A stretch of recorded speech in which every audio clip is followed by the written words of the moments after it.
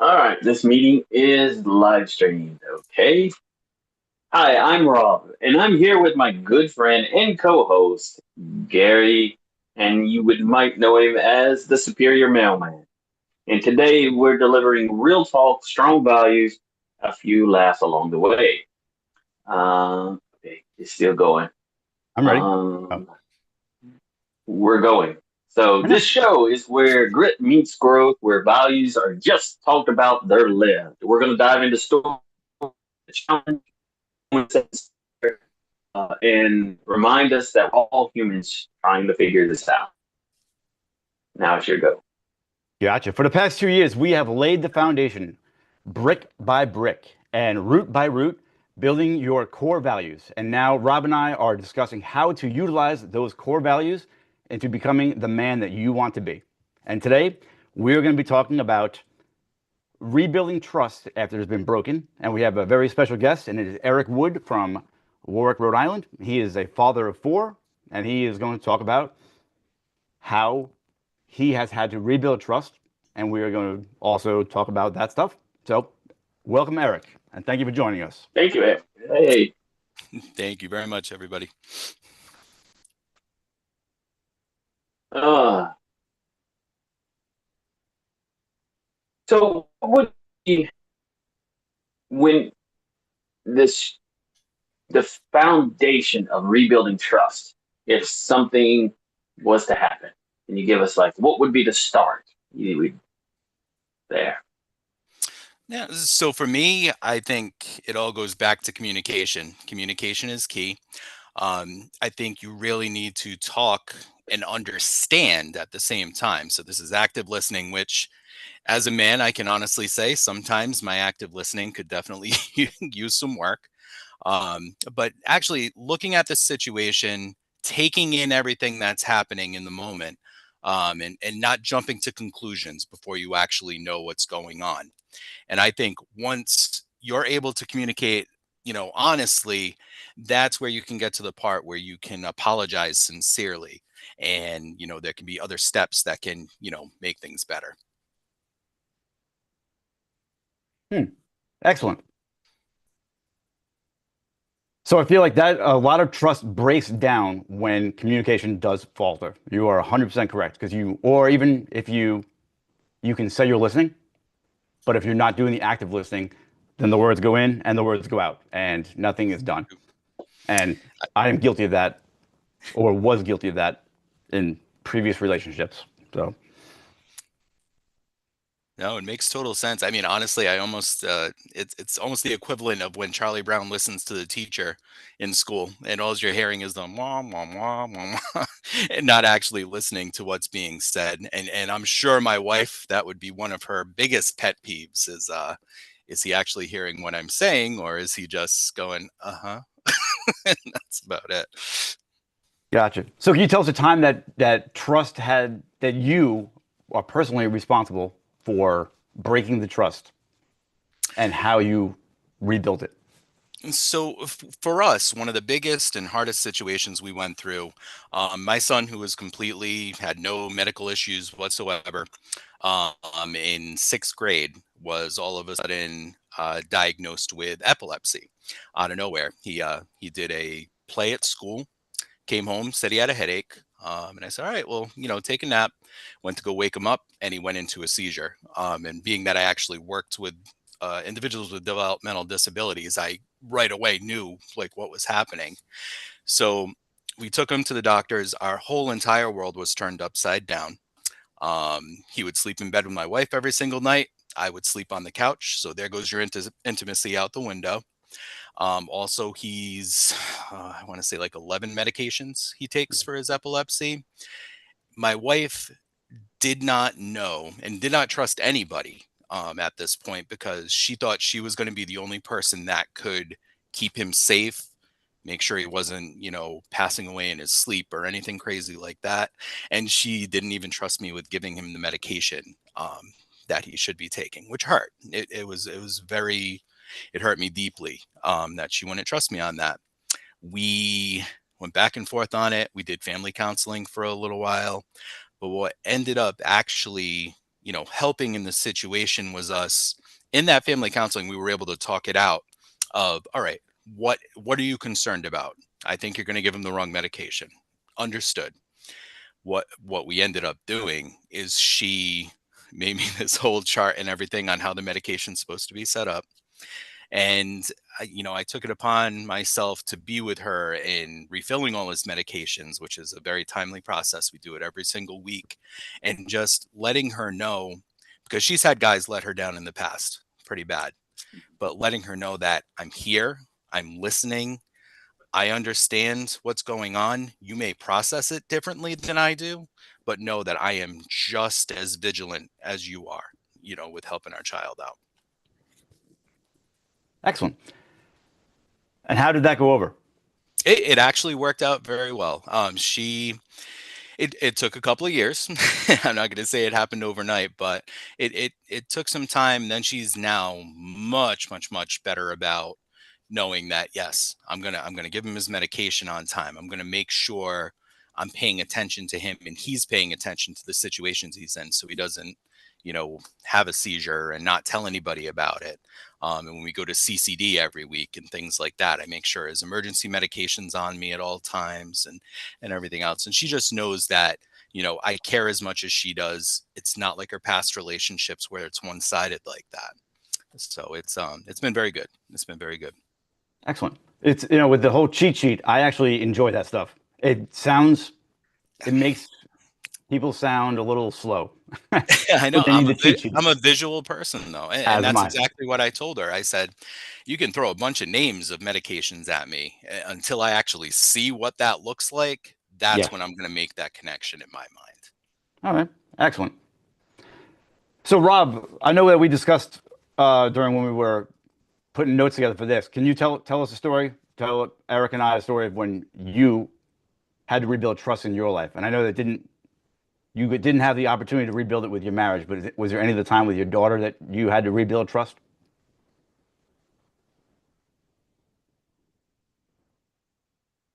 Is he there? Oh, Yes, I'm here.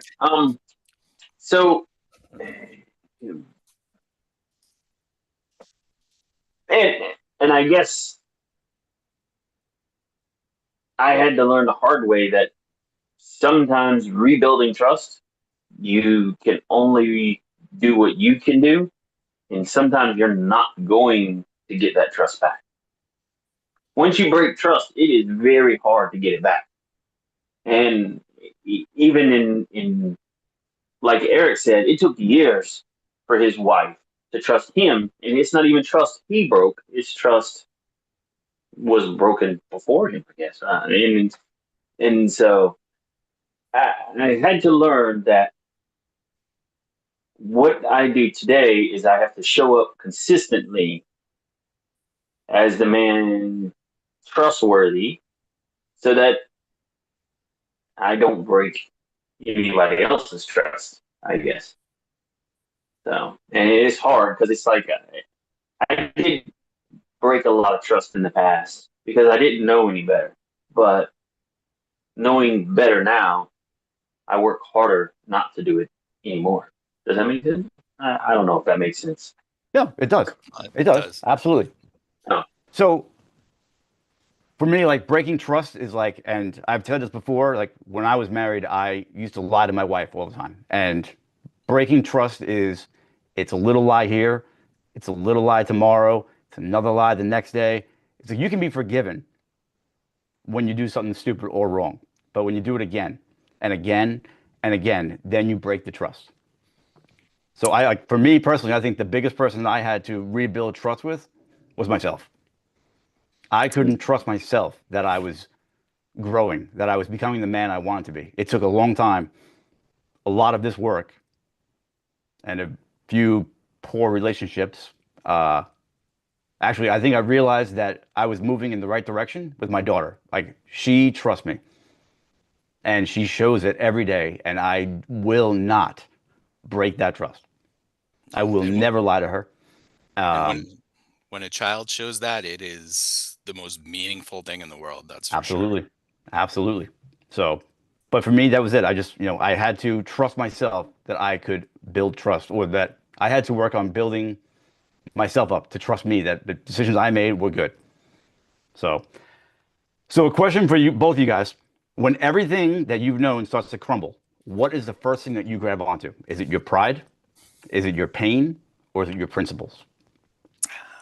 So I would say for me, I'm going to kind of go in a different direction. I actually lean on my faith more than anything. I think being raised Catholic as a child and bringing that into, you know, life as I've gotten older, it makes more sense now than it ever did when I was a kid. I overcoming, having my abusive childhood and everything else, it's helped me to kind of put things in perspective and understand that things are temporary. They're not always going to be that way. You always got to be fighting for that next, that next good thing that comes along. And there's a quote that I always hold, pretty solid to myself, and that is, fall down 7 times, get up 8. And I feel that if you live that way, there is not really anything that can knock you down. I like that. That's good.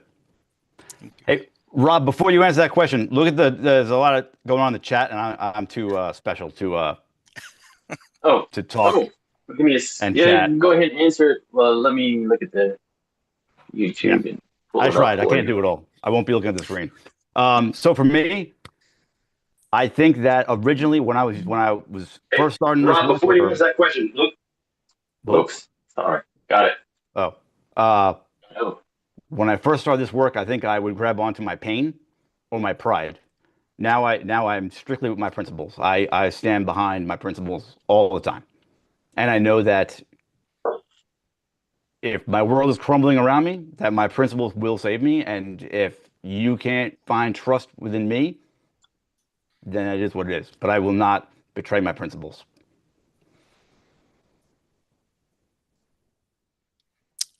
And I think you have to be true to yourself at the same time. And that's where the principles come into things. That's for sure. Absolutely. all right. Are you ready? Okay. Yep. We have a bunch of people. Says Cliff. He said he loved the story about the medications and seizures. Sounds like they had to do build trust around a new difficult situation. And then he turns around and says, I used to tell people, I always trust you until you give me a reason not to. Then it's very different to get back, but not impossible. Joel says, would you guys say that forgiveness is a way to fix broken trust? Or is it just sort of a band aid? Would it fall under going against your values? That's a very good question. It is. So, Joel, for my thoughts on that is that forgiveness is for you. So if I forgive Rob, that's so that I can move on. It has nothing to do with Rob. So it's not really. I don't think forgiveness can fix. It's a band-aid or can fix anything. It just helps you move on. That's true. And forgiving and forgetting are two different things. It's very easy to say, "Oh yeah, I forgive this person," but are you really forgiving them, or is this something that's going to come up over and over and over again? And it's getting to that point and being like, "Oh yeah, I don't need to worry about that anymore." So forgive and forget would be a more complete way to Well, look at things. sure, we got different rabbit hole here, but so if I forgive you, Hmm. I won't bring it up ever again. Hmm. But I haven't forgotten. Exactly. But if Exactly. you continue on that pattern with the same behaviors, then it will. It's you that's bringing it up, Hmm. and then therefore you have just broken trust. If not the first time, most likely again, and then we Hmm. have an issue. Nope, that makes And sense. I don't think that you can regain that trust if there's been forgiveness and you are aware that forgiveness. So now you are on doing your best to be better, and you continue down that path. Then I feel like it's much harder to rebuild it. So Nope, that makes that's sense. my thoughts. So Rob, what are you grabbing So, on that first question? You grabbing your pride, your pain, or your principles?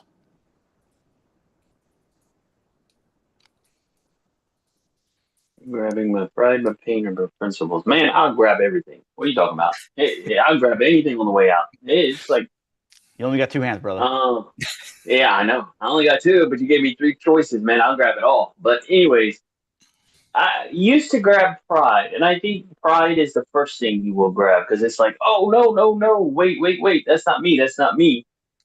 Um, but I guess it's principle that really matters the most out of the pride and everything else. So, uh, Okay. So you're going with the principles. That's good. I said the same thing. yeah. Um, the, Going back to Joel's question, though, he's asking is if you forgive somebody, how do you trust them after you forgive them?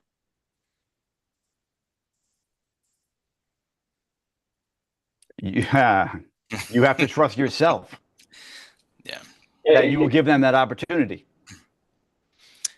And there has to be some act of, reciprocally from that person that, they're showing you that you can continue to provide that trust for them. I was in a million relationships before I was with my wife, and I got cheated on in every single one. So Wow. to go into a relationship and be able to trust somebody with your full heart takes a lot, and it takes seeing a lot at the same time. I agree. But you also have to trust your wife. Just because every other girl cheated on you does not make your wife. You can't, and Rob and I actually discussed that also, where you cannot, oh, I feel like you cannot hold your current significant other responsible or treat them poorly because of a way that you were treated in the past by somebody else.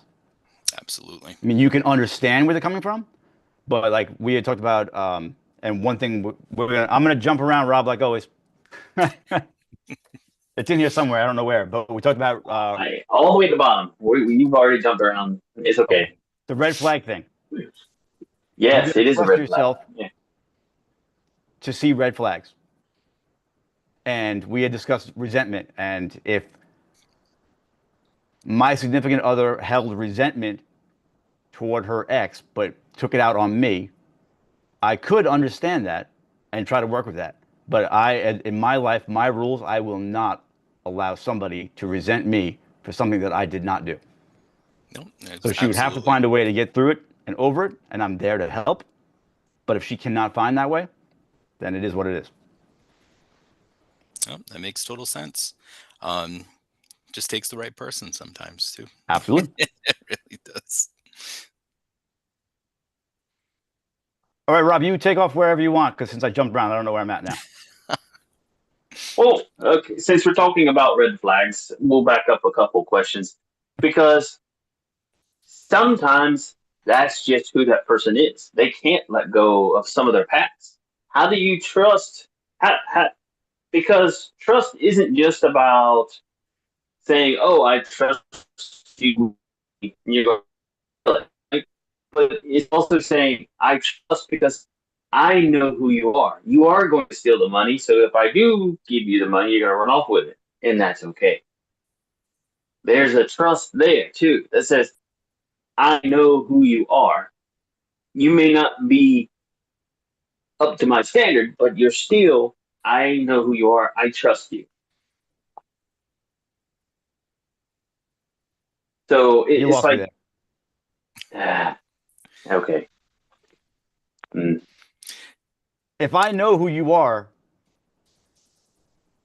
and I'm going to give you money knowing that you're not going to pay me back or you're going to take it all, that's just acceptance. That's me accept, and I think that's your word for the week. That's me accepting who you are. Yes. Okay. Doesn't mean I trust you. I trust you're going to do the wrong thing. That's for sure. But I'm accepting that. And that does become a Yes. pattern sometimes where, like, I know in my situation and the past relationships I had a pattern of finding these people that I thought I could fix when you first get into the relationships. Mm. And you continue doing that over and over and over again, and you're stabbed in the heart every single time. And you don't learn your lesson, even though you say, "Oh, no, we're going to get it right this time." Nope, it's a learned pattern that takes a lot to break out of. Absolutely. Man, we go down 100 Yeah. rabbit holes right now, Rob, with this guy. I think That's the good. majority of the men that do this work and the men that I surround myself with and whatnot, they have all, most of them have thought that they get into a relationship and they will fix the woman into being the woman that they want them to be. Hmm. And we Absolutely. say it to our clients, we say it to everybody that we know, the only person you can control is you. The only person you can fix is you, and that's it. It's you can guide her into walking the path of you or to becoming aware, but there's nothing that you can do to fix her or change her. And the minute that you accept that, that's when shit gets good. Hmm. Absolutely. Stuff gets good. Sorry, mom, if you're watching. So,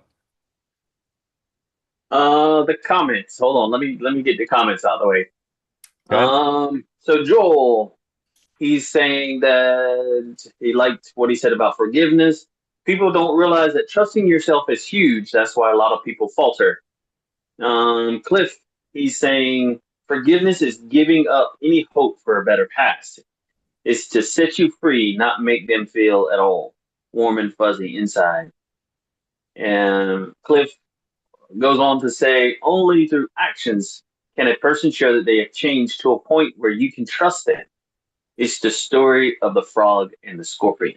Ah, that's a beautiful story. Good story. Hmm. And then Joel goes to say, you said every relationship ended up with cheating. Would you blame yourself or would you blame the other person, or a combination of the two?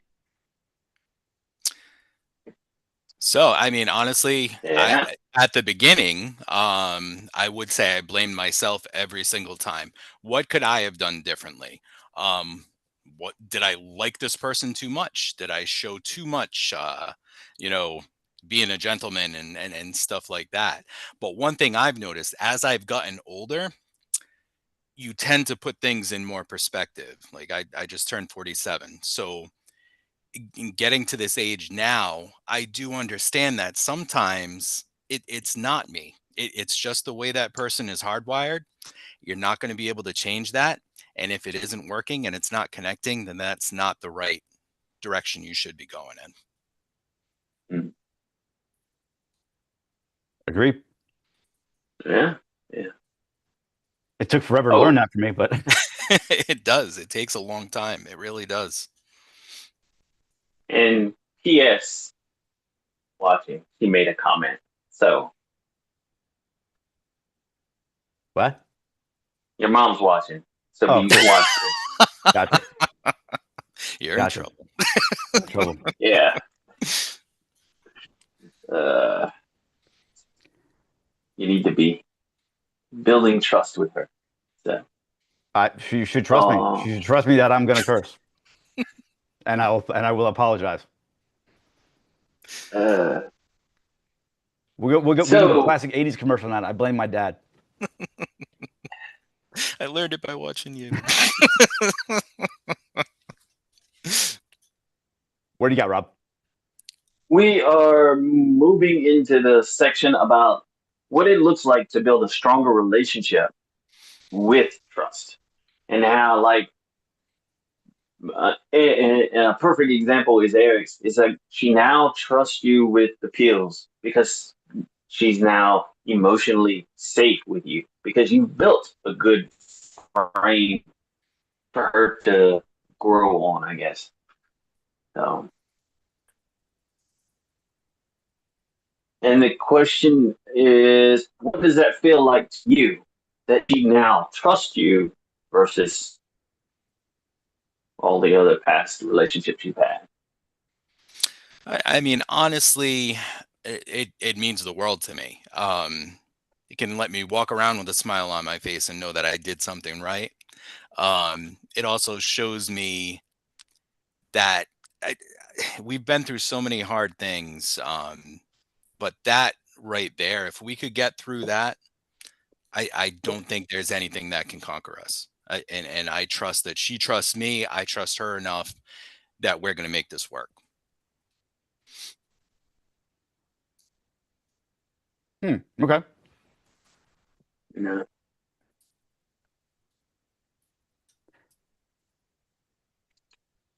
So, Rob, how does that work for you?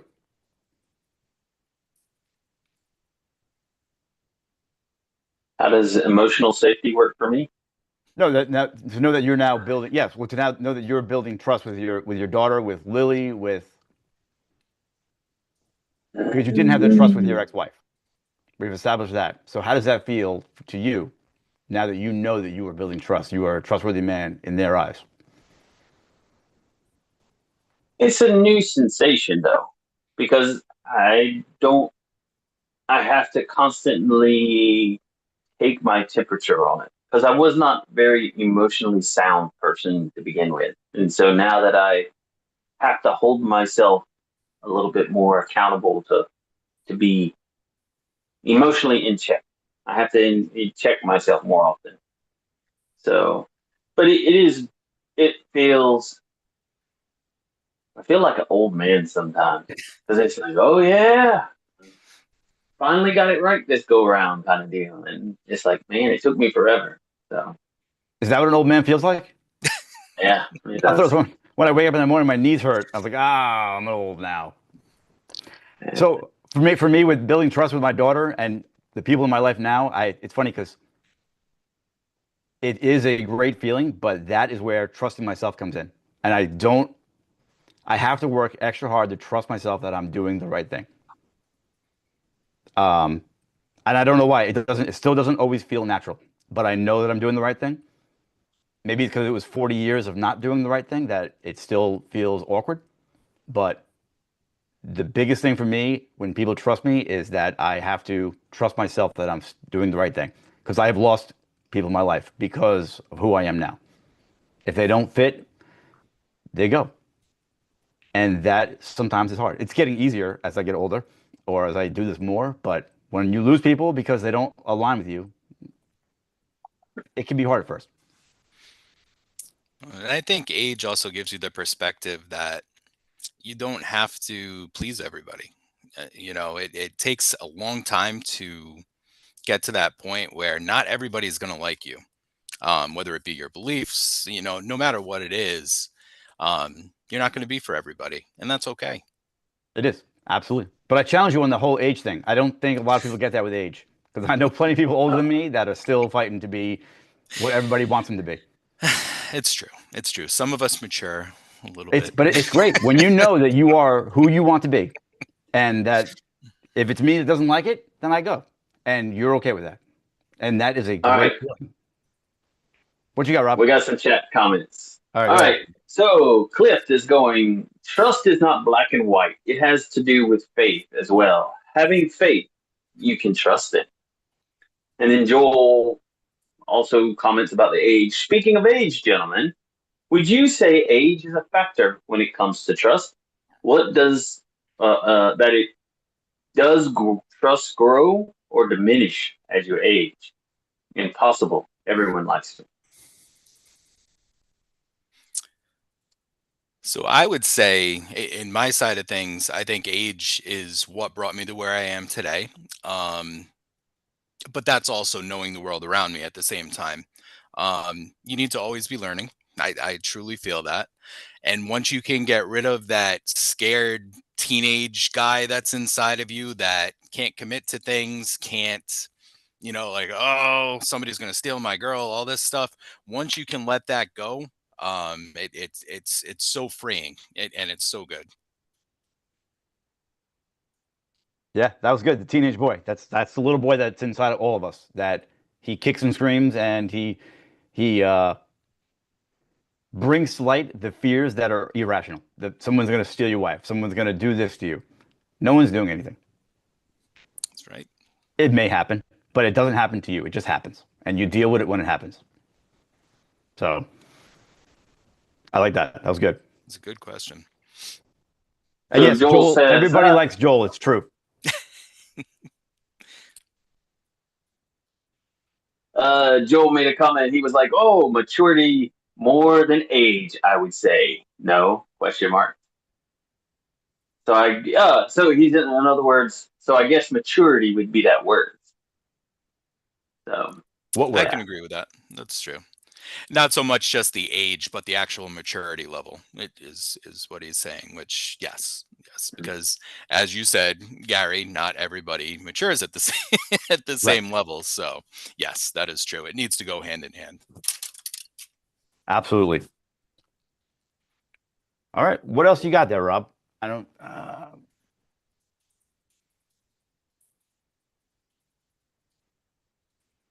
Okay, I have a question for you then, Eric. What is harder for you, trusting again or being trustworthy again? For me, I would say trusting again is Okay. hard for me. I feel I've had enough people in my life that have really let me down. That if you cross me, you know, it's that whole fool me once, shame on me, fool me twice type situation. That's probably the hardest thing for me is rebuilding that trust again, especially having so many, bad situations in the past that I've dealt with. Okay. How about you, Rob?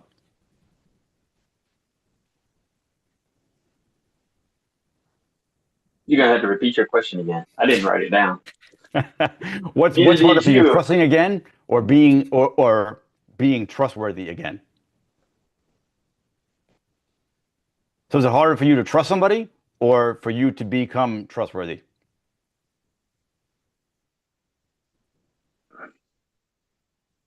That's difficult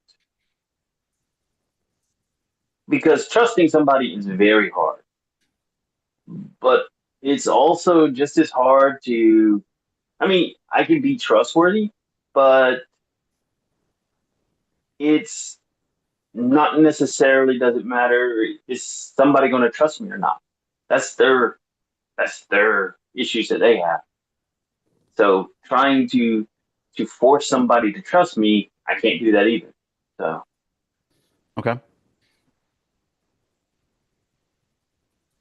So for me, I think it's harder to trust someone else again because to be trustworthy, you could think I'm trustworthy or not, it doesn't matter to me.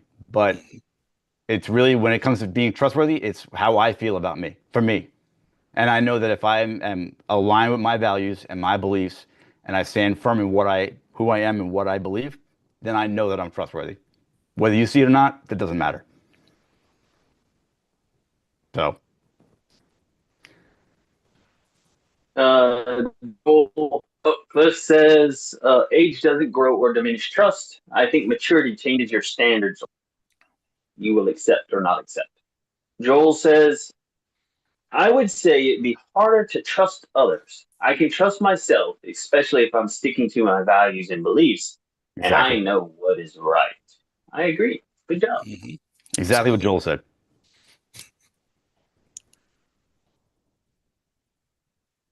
Heart. I gotta figure out how to heart the comments.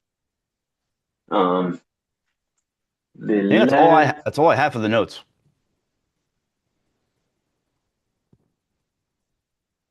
is it. I think.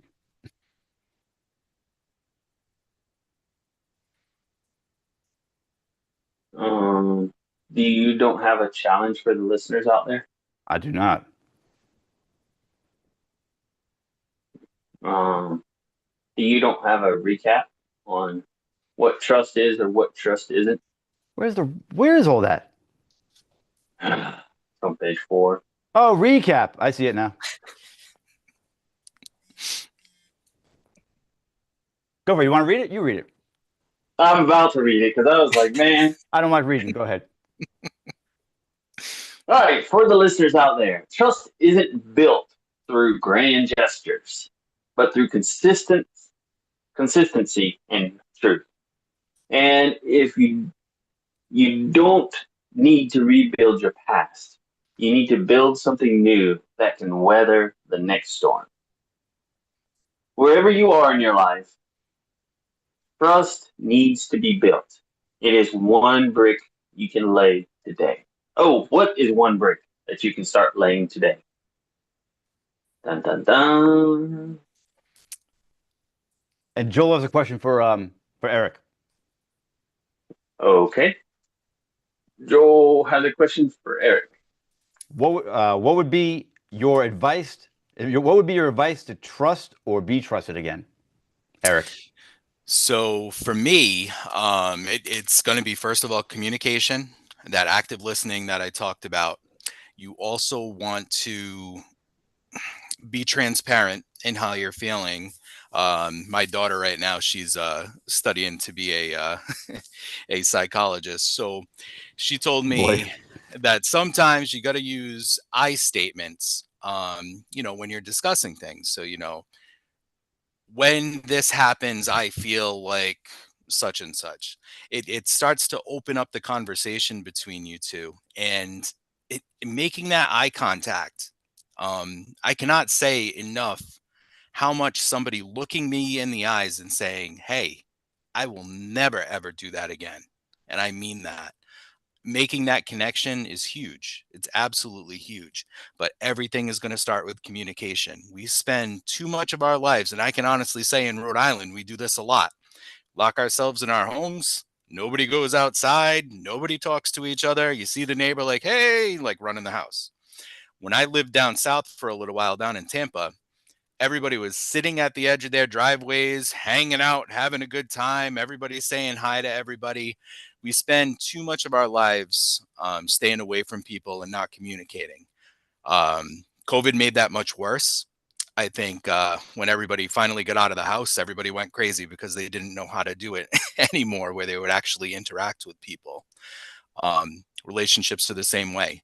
If you have that communication and you can be honest with each other, and that's with your wife, that's with your kids, anybody, have those open conversations. All these bad things you see going on in the world right now are because parents aren't talking to their kids like they used to. You got to be real. And that's my biggest thing I can say. Communication, communication, communication. Hmm, good answer. So I want to, and we're gonna wrap this up in a second, but I feel like parents do talk to their kids, but the wrong way. Exactly. I They are agree. trying to be more friends than parents, and it's all over the place, and it kills me. Mm-hmm. Nope, When I I make a agree. rule for my kid, I make a rule, and it's for her protection, her safety, her whatever, her even for her convenience. When she goes against it, I don't care. It's the And that's rule. one struggle me and my wife have all the time. I'm usually the laid back guy. She's the she's the enforcer when it comes to things. So it's walking that fine line of letting them know they can talk to you about anything, but also know if they're not doing the right thing, there's going to be repercussions for it. Excellent. Awesome. Awesome. All right, Rob. No, wrap it up. No, that. Oh, What go do you got? ahead. What? No, you were supposed to wrap it up. You said that was the last comment. So Oh, I thought you were going to close it off, and then I'll finish the end of it. You have your I closing did remarks? finish it off already. I did the closing already. Oh, what the hell? The recap, the All right, all right. reflection, and the challenge. All right, great. Awesome. My bad. I screwed up. Anyway, whether you've been with us from the beginning or you're just tuning in, thank you. Um, wow. Go to northmancoaching.com and get your free ebook. Sign up for our men's group or join us on our men's group Thursdays at 7 p.m. Eastern, where we get together and there's no judgment. We just talk. We talk about whatever's on our mind. We have a challenging question every week for everyone to answer, just to kind of break the ice open. So join us on Thursdays.